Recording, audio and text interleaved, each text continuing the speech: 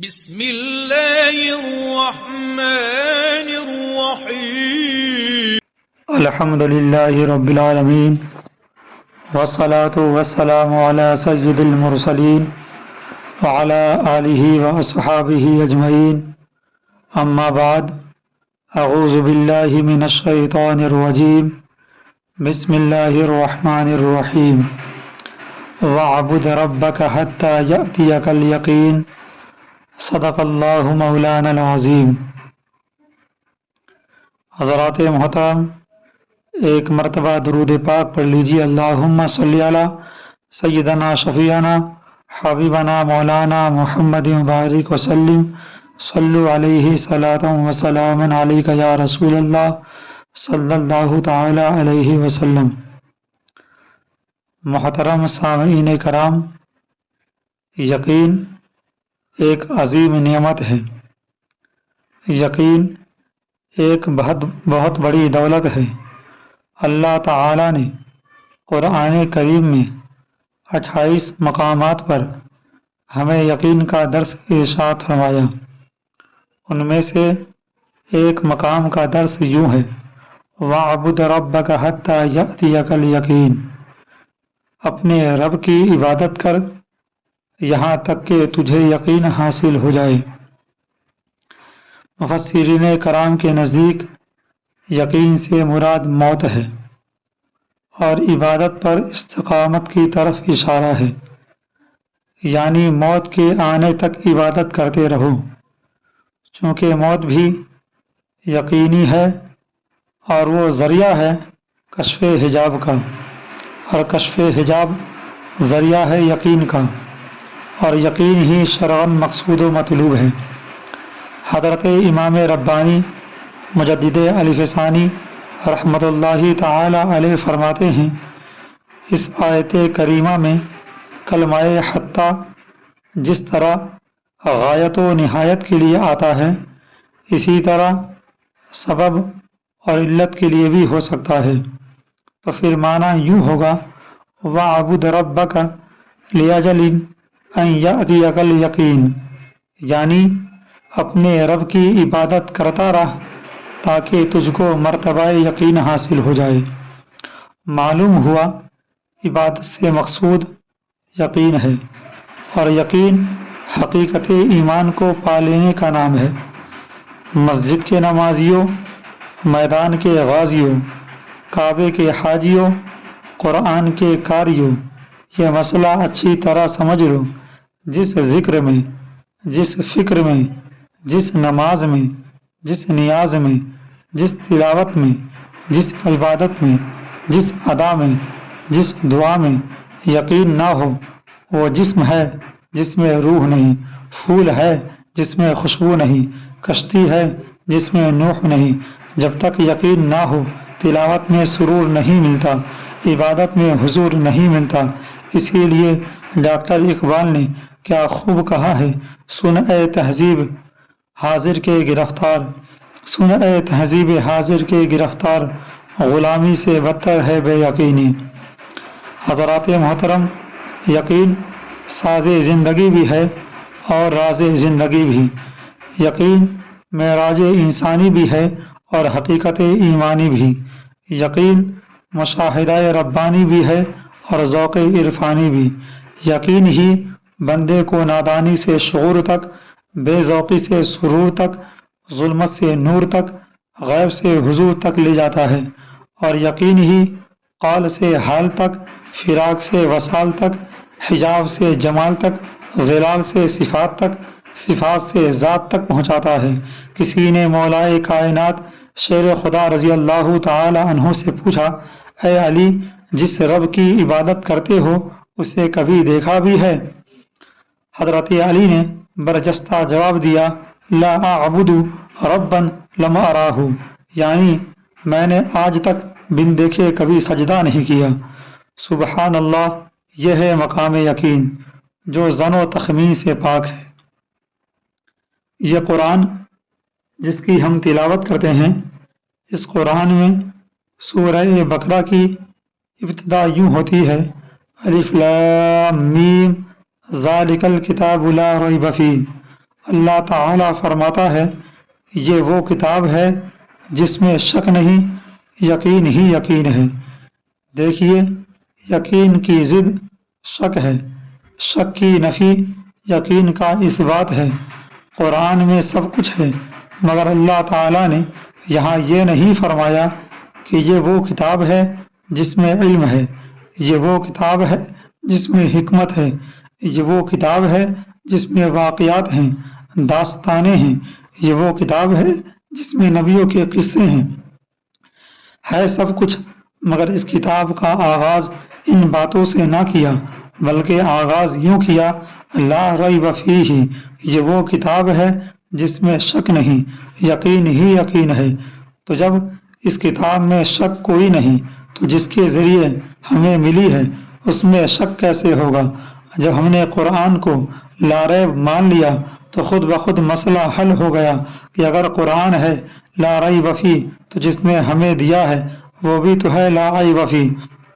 قرآن میں ریب نہیں اور قرآن والے میں عیب نہیں۔ معلوم ہوا جس کو قرآن کے بے ریب ہونے پر یقین نہ ہو مومن وہ بھی نہیں، اور جس کو نبی کریم صلی اللہ تعالی علیہ وسلم کے بے عیب ہونے پر یقین نہ ہو مومن وہ بھی نہیں۔ دونوں پائیں گے سزا، تقصیر ہے دونوں کی ایک۔ دیکھیے، اللہ تعالیٰ قرآن عظیم میں فرماتا فَإِنَّهُ نَزَّلَهُ عَلَىٰ قَلْبِكَ، یعنی میں نے اپنے محبوب کے دل پر قرآن نازل کیا ہے۔ گویا قرآن نازل کرنے والے نے دو کام کیے، ایک تو قرآن نازل کیا، دوسرا محبوب کے دل پر نازل کیا۔ جس نے نازل کیا ہے اس نے دیکھ کر کیا ہوگا نا، اگر کتاب میں شک نہیں تو اس دل میں بھی کوئی شک نہیں جس پر نازل کیا گیا۔ تو حضرات محترم، اب اگر آپ کا دل چاہے تو بے شک یوں کہہ لیں کہ ایک قرآن ہے، ایک حامل قرآن ہے، ایک قرآن ہے، ایک مہد قرآن ہے، ایک وہ جو اترا اور ایک وہ جس پر اترا۔ اب چاہیں تو دونوں کو قرآن کہہ لیں، کیونکہ وہ بھی لا ریب، یہ بھی لا ریب، وہ بھی لا عیب، یہ بھی لا عیب، وہ بھی کتاب، یہ بھی کتاب، وہ بھی قرآن، یہ بھی قرآن۔ فرق ہے تو بس اتنا کہ یہ قرآن قرآن صامت، وہ قرآن قرآن ناطق، یہ قرآن چپ چاپ، وہ قرآن بولتا ہوا، یہ قرآن ساکن، وہ قرآن متحرک، یہ قرآن ٹھہرا ہوا، وہ قرآن چلتا پھرتا، یہ قرآن لفظ، وہ قرآن معنی، یہ قرآن متن، وہ قرآن تشریح، یہ قرآن کنایا، وہ قرآن تصریح، یہ قرآن لباس کاغذ، وہ قرآن لباس بشر میں۔ اس کی سطر کالی، اس کی زلف کالی، اس کی بھی تلاوت ہوتی ہے، اس کی بھی تلاوت ہوتی ہے، اس کی تلاوت کرنے والا قاری بنتا ہے، اس کی تلاوت کرنے والا صحابی بنتا ہے۔ محترم سامعین کرام، ہمارے عقیدے کی بنیاد شک پر نہیں یقین پر ہے۔ ہمارا قرآن پر یقین ہے، قرآن لانے والے پر یقین ہے، جنہوں نے نبی کے منہ سے قرآن سنا ان پر یقین ہے، جنہوں نے قرآن کتابی صورت میں جمع کیا ہمیں ان پر یقین ہے، جن لوگوں کو صحابہ رضی اللہ تعالی عنہما پر جن لوگوں کو صحابہ کرام رضوان اللہ تعالی علیہم اجمعین پر یقین نہیں، ذرا سوچئے قرآن پر انہیں یقین کس طرح آ سکتا ہے۔ ہم نے براہ راست اللہ تعالی سے قرآن نہیں لیا، بلکہ اللہ سے حضور صلی اللہ تعالی علیہ وسلم نے لیا۔ حضور صلی اللہ تعالی علیہ وسلم سے صحابہ و اہل بیت رضی اللہ تعالی عنہ نے لیا، اور ان سے امام حسین رضی اللہ تعالی عنہ نے لیا، پھر ہم تک پہنچا۔ میدان کربلا میں جو قرآن آیا ہے تو یہ قرآن کی تیسری منزل ہے۔ امام حسین رضی اللہ تعالی عنہ کو جو قرآن پر یقین آیا تو کیسے حسین رضی اللہ تعالی عنہ کو یقین آیا؟ صدیق اکبر رضی اللہ تعالی عنہ سے سن کر، فاروق اعظم رضی اللہ تعالی عنہ سے سن کر، عثمان غنی رضی اللہ تعالی عنہ سے سن کر، مولا علی رضی اللہ تعالی عنہ سے سن کر، صحابہ و اہل بیت سے سن کر۔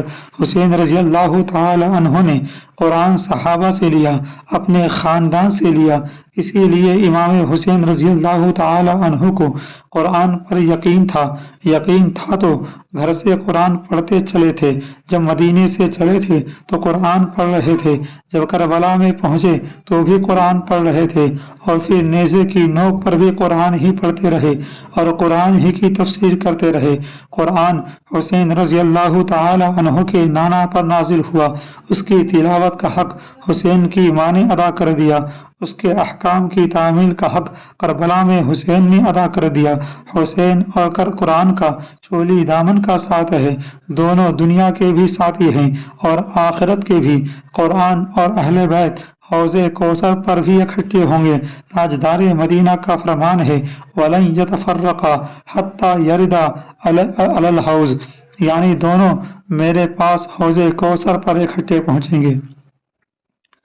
قرآن اور حسین دونوں راکب دوش رسول بھی تھے، زینت آغوش بطول بھی۔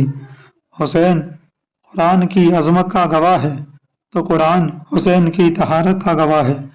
حسین قرآن کی دعوت دیتا رہا تو قرآن حسین کی شہادت دیتا رہا۔ قرآن طیب و طاہر ہے تو حسین بھی طیب و طاہر ہے۔ قرآن مصدر ہدایت ہے تو حسین بھی مرکز ہدایت ہے۔ قرآن نور ہے تو حسین بھی نور علی نور ہے۔ دونوں کی تعلیم ایک، تاثیر ایک، دونوں کی تدبیر ایک، تقریر ایک، دونوں کی منزل ایک، محمل ایک، دونوں کا مقصد ایک، مدعا ایک، دونوں کا محور ایک، منشا ایک، دونوں کا آئین ایک، دستور ایک، دونوں کا قانون ایک، منشور ایک۔ تو حضرات گرامی، قرآن اور حسین کا باہمی رشتہ یہ ہوا کہ قرآن بھی منزل یقین کا رہبر ہے اور حسین بھی منزل یقین کا رہبر ہے۔ جس گھر میں قرآن رہتا تھا اسی گھر میں حسین رہتا تھا۔ دونوں نبی کے سینے میں اکٹھے تھے اور مدینے میں بھی، دونوں مکے اور مدینے کی راہ میں بھی اکٹھے تھے اور کربلا میں بھی، اسی لیے دونوں کو ایک دوسرے پر یقین تھا۔ صوفیاء کرام صاحب استقامت اور اہل یقین ہوتے ہیں، جتنا کسی کا یقین کامل ہوگا اتنی ہی اس کی ولایت کامل ہوگی۔ اور حسین پاک رضی اللہ تعالی عنہ تو سلطان ولایت ہیں، برہان ہدایت ہیں، جان استقامت ہیں۔ حضرت نیاز بریلوی رحمۃ اللہ تعالی علیہ نے کیا خوب فرمایا، اے دل وگیر دامن سلطان اولیاء، یعنی حسین ابن علی جان اولیاء۔ اولیاء کے نزدیک خدا تک پہنچنے کے لیے 3 منزلوں سے گزرنا پڑتا ہے، پہلے خوف، پھر امید اور آخر میں یقین کی منزل آتی ہے۔ علماء کے نزدیک اسلام تسلیم ہے، تسلیم تصدیق ہے، تصدیق ایمان ہے اور ایمان یقین ہے، یہاں بھی یقین آخری منزل ہے۔ سیدنا امام حسین رضی اللہ تعالی عنہ کو میدان کربلا میں اپنے موقف کے درست ہونے کا یقین تھا۔ ان کی پہلی منزل بھی یقین تھی اور آخری منزل بھی یقین تھی۔ امام حسین رضی اللہ تعالی عنہ کا موقف تھا کہ یزید بیعت کا حقدار نہیں، کیونکہ وہ فاسق و فاجر ہے، عاصی و شاطر ہے۔ بیعت نشان امامت ہے، بیعت زبان خلافت ہے، بیعت بیان نجابت ہے، بیعت پیمان صداقت ہے۔ امام پاک رضی اللہ تعالی عنہ نے کربلا میں خلافت اور امامت کی لاج رکھ لی، بیعت کی ناموس بچا لی اور دنیا کو بتا دیا کہ بیعت کیا ہوتی ہے۔ بیعت کا معنی ہے بک جانا، یعنی کسی کے ہاتھوں میں بک جانا بیعت ہے۔ سودا لینے کے لیے بازار گئے ہم، ہاتھ اس کے بکے جس کے خریدار گئے ہم۔